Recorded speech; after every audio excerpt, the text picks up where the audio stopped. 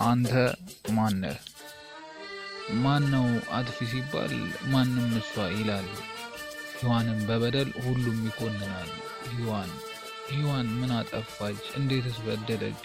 እንደው ለእውነታው ለሐቁ ካወራን አዳም አጠፋ እንጂ መች በደለች ሔዋን?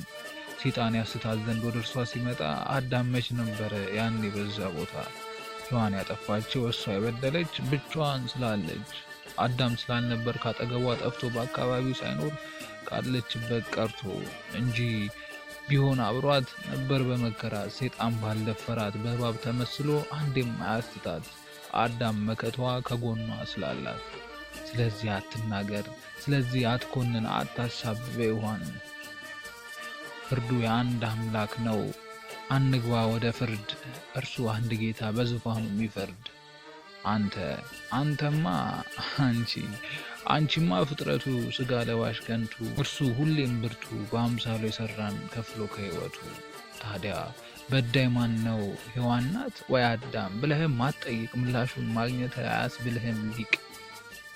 ስለ ሔዋን ማሳበቡን ትተህ ስለ ራስህ አልቅስ ዘወትር በርትተህ። ስለ ኃጢአትህ አስብ፣ ስላለፈው ስራ በደል ትንሽ የለው ሁሉም አይደል ተራ። ለፈጣሪ ጸልይ ሳይመጣ መከራ፣ ሳትመደብ በፊት ከበዳዮች ጎራ። ፍርድ እንዲቀልል በአዳም አታሳብ፣ የማይጠቅም ምክንያት የማይረባ ሰበብ። እንዴት ቆይ ተቻለ ኃጢአትን ረስተ ለመፍረድ ቸኩለ በአምላክ ስራ ገብተ በደለኞች ናቸው የምትለው ማነህ? ማነህ እኮ አንተ ማነህ? አትፍረድ፣ አትቸኩል ለመፍረድ። ብቶ ኑሮ ሳለ ባየህበት አይነ የወዳጅ ጉድፍ እንዴት ብሎ ታየ? ቸር አምላክ ነውና የሚያጥበን በውሃ፣ ምንም እንኳን ቢፈርድ የሚቀበል ንስሐ። አምላክ እንዲለው ደስ ማላከኩን ትተህ በጊዜ ተመለስ።